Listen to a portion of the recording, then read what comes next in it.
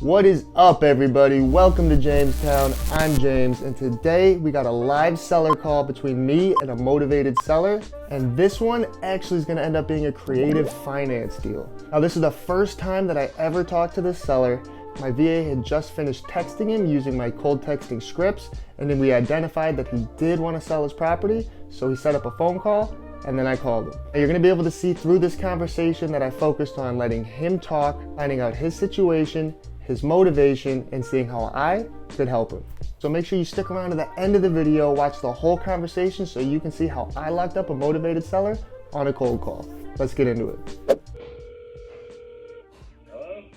Hey Ryan, it's James. Hey, How's it going? not bad. You the guy I was texting, right? Sorry? The guy I was texting, right? Yeah, that's correct. Okay. But yeah, I'm definitely looking to be selling this house as soon as possible. Okay. I'm even in the, starting to pack up and clean up the house to, not sure if I'm going to put it up to be listed yet or anything. I don't know what kind of questions you got or anything like that, but. Yeah, I mean, I was just wondering, what was the situation with the foreclosure first off, what's everything going on there?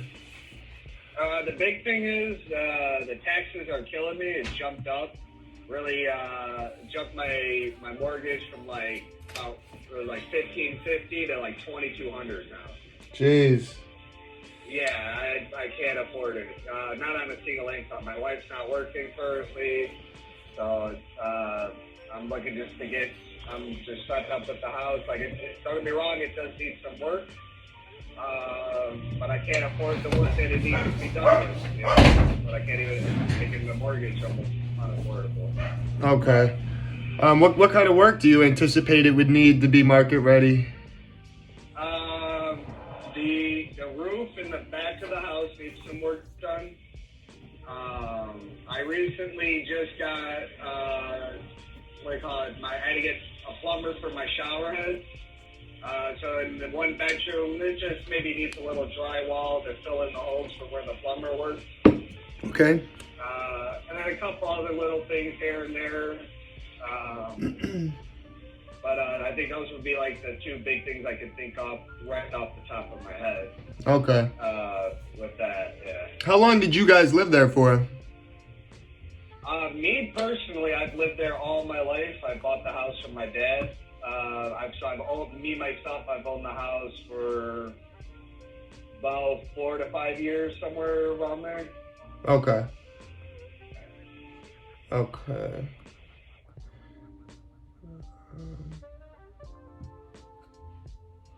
So, if we were going to do a flip on this and then, resell it, we would kind of, need everything to be completely updated as far as the kitchens and the bathroom goes. So I'm just curious, are those like kind of, more recently updated, or are they a little out of date?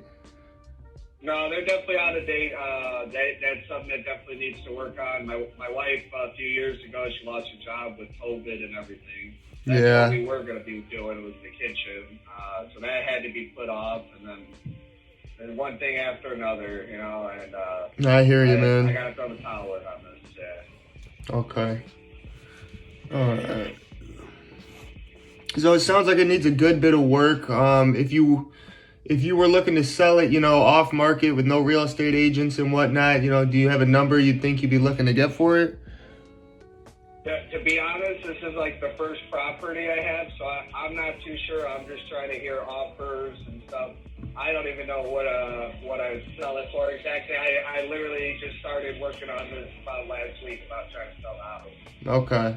I haven't contacted a real estate agent yet. I know there's a lot of people out there trying to flip homes and stuff, so I'm just trying to see what offers are there, and I'm trying to build myself up my own knowledge here. Yeah, I hear you. Okay. Yeah. I'm just looking at some of the other homes in the area right now. I mean,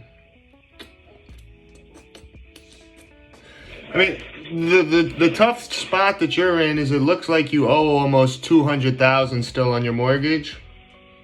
Yeah. And the house isn't worth a whole lot more than that, and it needs $25,000-$30,000 in work to get top dollar. So there's not a huge. There's not a whole lot of. Yeah. No, I get your point. Like I said, I doubt anyone's gonna give me for a flipper guy like you. I doubt anyone's gonna take what I have left on the mortgage. You know what I'm saying? Mm-hmm. I mean, it'd be great. I'm being straightforward, honest with you. I don't even care about making profit. I'm trying to break as close as I can to even, as possible. How far behind on your payments are you? Do you know? I want to say maybe like 2 months, maybe 3 months. That I take care of myself, and that's my own fault. But yeah, like I said, I'm just looking to get the main part of my mortgage done. I already talked with my bank and stuff, and I got a few things. I do got to call them back in like a week or two. They got me to like the end of the month. They kind of want me to put the house up for listed or show some sort of like written agreement or something that I am looking. I'm trying to show proof that I am, and it's true. I am looking to get rid of the house. Right. So yeah. So but that's my big thing. I'm trying to get as close as I can. I know I don't even know. Like I said, this is the first time I've had a house, so it's the first time I'm selling a house. I know there's like closing costs. Right. I don't know how that all goes.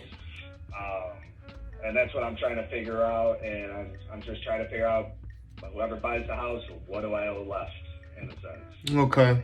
So I got two things that I'm thinking right now is we could purchase it for however much you owe on the mortgage so that you can get your mortgage wiped out. And then we could pay all the closing costs so that you don't have to bring any money to the table, so that you're essentially able to just walk away from the property. Now, I don't know if we were to pay $200,000 for it, I don't know if that would honestly be profitable for us until I kind of, see the property and get a pretty detailed, accurate scope of work of what we need to do.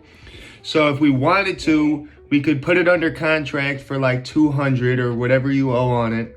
And we could put in the contract that we'll pay all the closing costs. And then if upon seeing it and getting all the information about it, we realize it's not going to be something that's profitable for us, what we could do is called a subject to, which is where we would catch up your mortgage payments and kind of take over your mortgage payments. And then we would pay your mortgage and own the property while we renovated it, fixed it up, and then flipped it. And then once we flipped it, we would pay off your complete mortgage. So the mortgage would stay in your name, but we would be taking over the payments. And then we would keep it like that for probably 6 to 8 months while we fixed it up, flipped it, and then we would satisfy the mortgage. That way we wouldn't have to go out and get a new loan for $200. So it would save us probably $10,000 to $20,000 to do it that way. So if doing it a conventional way is not going to have enough profit margin for us, that's the secondary option of a way we could make it work. Hey, I mean, honestly, that I would like to hear more details. I know that's just the base of it. Right. That sounds very interesting. I've never heard of something like that, so that's something that sounds good to me in a sense, in my ears. Okay.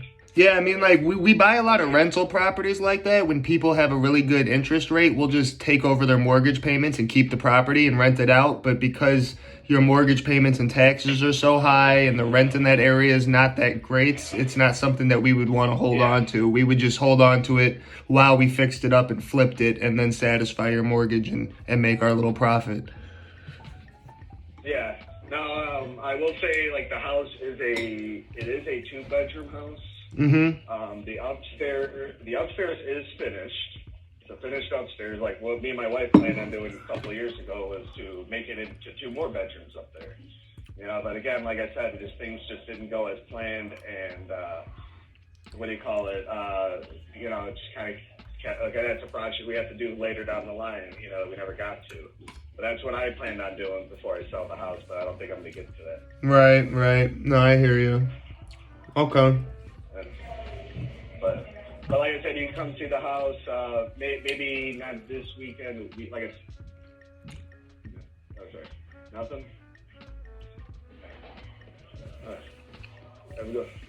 Not that, sorry, I'm at work, so, what do you call it? Where was I leaving off? I forgot. I'm sorry. No worries, man. I know you got a lot of shit going on. Yeah. But maybe, I know what I'm saying. Maybe in like a few weeks, because like I said, we are packing our things up, getting ready to move. That way the house can get cleaned out, cleared out, and that way you can get a good look around. I mean, what stage is your foreclosure in? We try to get stuff moving as fast as possible so we don't get blindsided. We're at the start of it. We are at the start of it right now. Maybe like a month in or something. We're not completely on that level, but we're right there with it right now. Okay, well, let me tell you what, Ryan, like what we try to do is we usually try to get properties locked up under contract before we pay our inspectors to go look at it, and we spend all the time going to look at it. So do you want to maybe talk over what I talked to you about with your wife, and then if you guys are comfortable with it, we could at least preliminarily put it under contract, and then we could go take a look at it and take it from there? Okay, yeah, that sounds good. Would you like I don't know if you want it. You got my phone number. I think just throwing it out there because I'm on the road all day. So if you just give me a call over a text, I'll be able to answer your call or call you back versus sure. A text. I might not see it for a few hours. I might not even see it for a day or two before I actually look through my text. Usually I tell people if you need me, call me. Because if you text me, I'm taking it as my wife texted me. Sure, yeah. Just some simple things, like whatever, Yeah. But, okay. Do you have what's your best email, Ryan? My best email would probably be. Okay. Well, would you like me to send you over an agreement now, and you and your wife can take a look at it? You want me to give you a chance to talk to her and then call you back? Yeah, that sounds great. Just give me like a day or two to talk it over, but if you send that over... Yeah, then you guys have something to go off of, too. Yeah, at least that kind of gets us, because like I said, we just started this, we kind of looking into it just before the weekend hit, and this past weekend, so we're just trying to get the things moving, and like I said, I'm 33 years old, man. I got almost a full head of gray hair. So. Oh, man, I'm the same age. And yeah, I don't have a full head of gray hair yet, though. Yeah. So, but that's what 2 kids and a mortgage payment does to you. So. Yeah, luckily I've escaped those things thus far. All right, good for you. So. All right, man. Well, I will. Yeah, if you emailed it. Yeah, I'll email that over to you tonight, and I'll email you some details as well as outlining everything we talked about, so you can share that with your wife as well, and then I'll give you a call back maybe tomorrow evening or the following day. So yeah, I would prefer give me at least an extra day. I would say at least Thursday. I would say call me back if you haven't heard from me then. Okay. Hopefully I'll at least send you an email or response, hopefully before you decide to call me. All right, sounds good, Ryan. All right, cool. Thank you. James, right? Yes, sir. All right. It was good talking to you. I appreciate it. Yeah, it was a pleasure talking to you too, man, all right? I'll help you out however I can, and we'll talk soon. Sounds good. Thank you. You're welcome. Bye. Alright guys, so that's the phone call between me and the motivated seller. You could see how we built rapport, we got along, I got to understand his motivation was he just wants to get out of the house, didn't want to make any money on it, just wants to avoid a foreclosure and move on with his life. Like I told him, there wasn't a whole lot of equity on the deal, and it wasn't really going to be possible to do a cash offer and wholesale it that way, so I brought up subject to creative financing, where we would take over his mortgage. Now make sure you tune in for the part 2 of this video that actually shows me lock up the contract, explain subject to creative finance to the seller, and get the deal done. And if you guys want to see more videos specifically about creative financing or subject to, leave it down below in the comments and I can definitely whip that up for you. So you're in Jamestown now. Relax, take some notes, and let's make some fucking money.